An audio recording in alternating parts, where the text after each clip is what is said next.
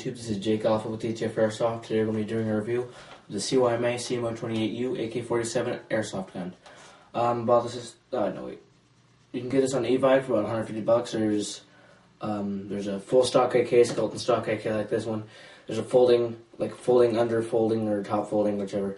AK, and they got tons of other AKs. CYMA's got a lot of AK-47 guns, and 74s and 105s and all that stuff. I actually traded my Type 96 sniper for this about last year. I've had it for quite a while now. I just haven't been gotten to a review yet. The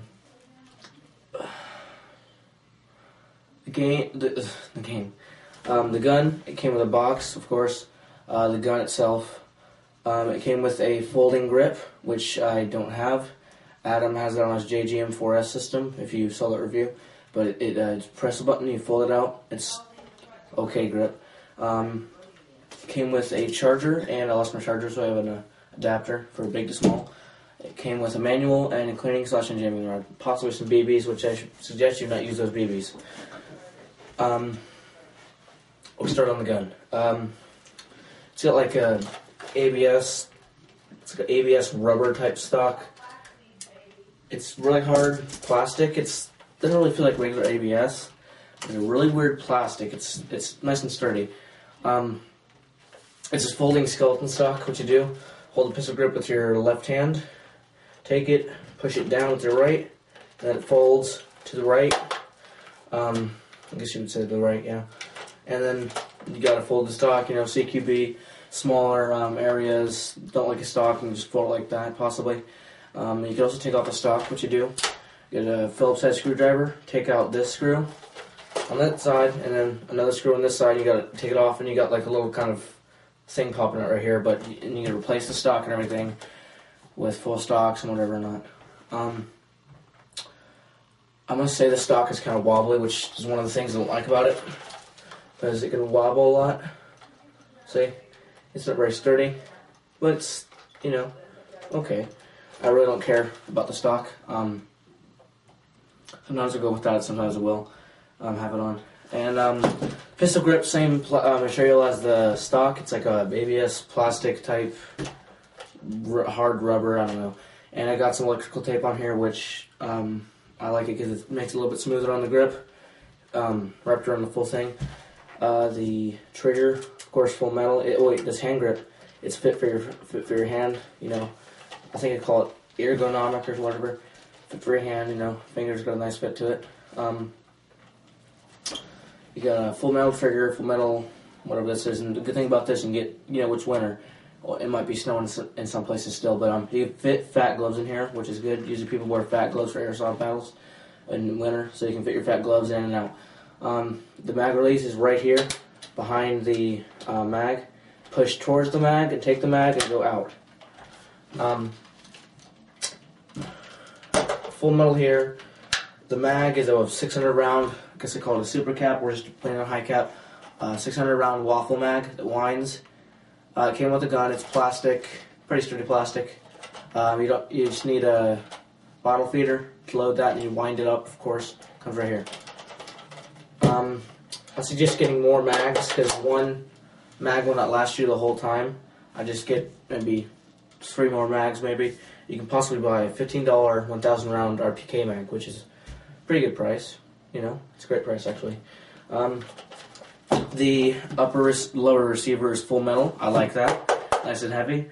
So is the upper receiver, which is where the battery is housed. I'll show you that later because the battery is also hard to get in. Right here you got where you can put a strap. It's usually like mine broke off. Well, I didn't break it because one of our other teammates, I guess it broke off. I don't know how you say it. It's not stuck in there like a straight out one. It just flops around kind of. For the stock and stuck with the strap. Markings right here says AK-47 Kalashnikov, and it's got a picture of Mikhail Kalashnikov, the one person who invented this gun. The automatic Kalashnikov 47 from 1947. Russian gun. I'm pretty sure most people can tell that already. Kalashnikov, kind of gives it away. the fire selector over here, full metal. At the top, right here, it's safety.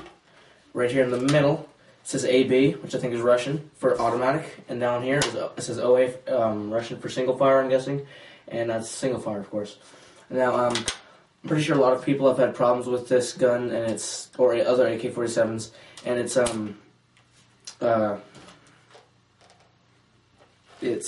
just lost that. It's, what that is.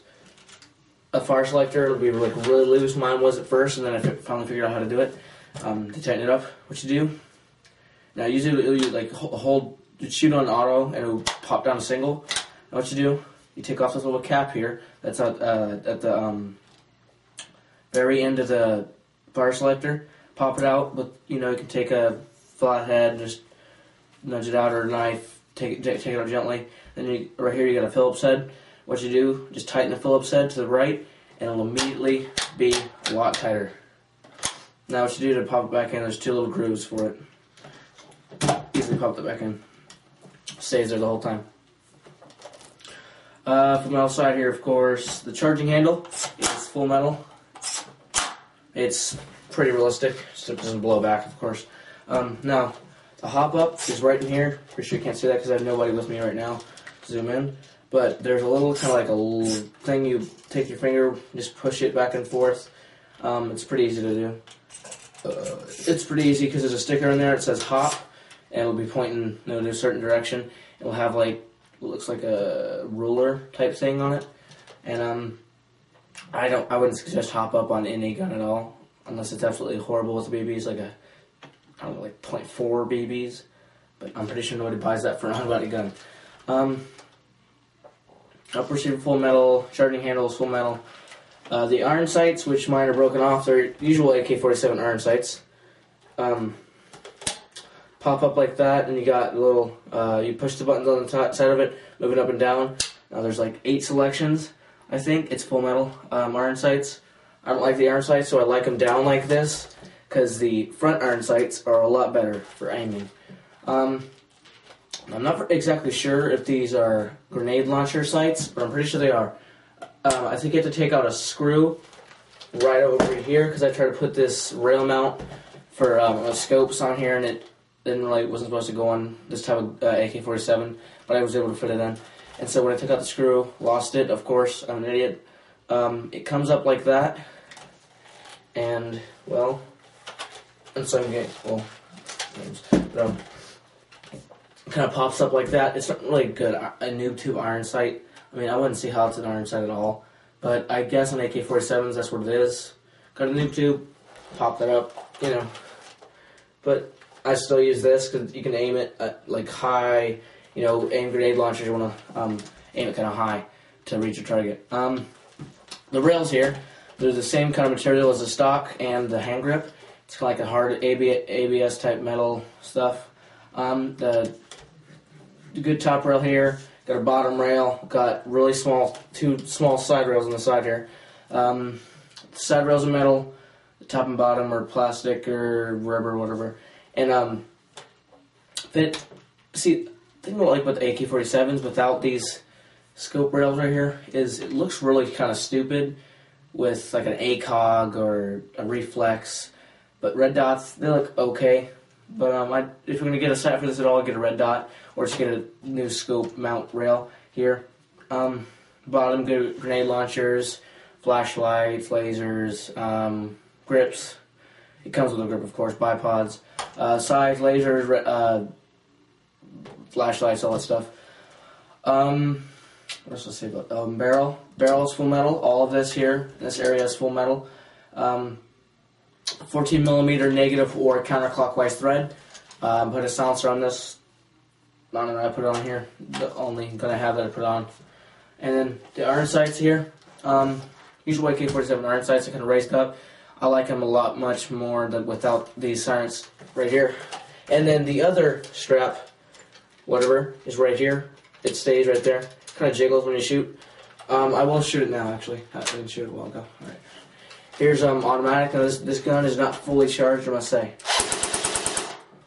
Well, 60% charged. Here's single fire. it's got a kind of weird noise to it compared to other guns. What next? I think that's about it. Now, time for the battery. Okay, battery. A lot of people have had problems with this battery compartment right here because it's really hard to get in, and for some reason mine's really hard to get out. It's not bad, actually. What you gotta do is this little button back here on the back. You gotta kind of, usually you can just push with your thumb. I guess you can push that with your thumb, or if not, push it with your palm and pull this off right here pretty easily. And then right here you got the battery. It's a stick type battery. It's an 8.4 that it comes with, like this. Now what I did, taped up the wires with electrical tape so they're a little bit smaller to fit in. Got a wire right here. And what you want to do is, plug it in usual, and there's a little bit of room where you can shove in the rest of the battery as much as you can, and you got to kind of twist the wiring to where it fits pretty well. And you got to push that under right into here. Click it down. Now, see, it's kind of like tilted off. You gotta redo the battery. Kind of get it to where it fits with the top. Nope. This is what I absolutely hate about this gun. Is the battery. So many airsoft guns have problems with the battery. It seems like.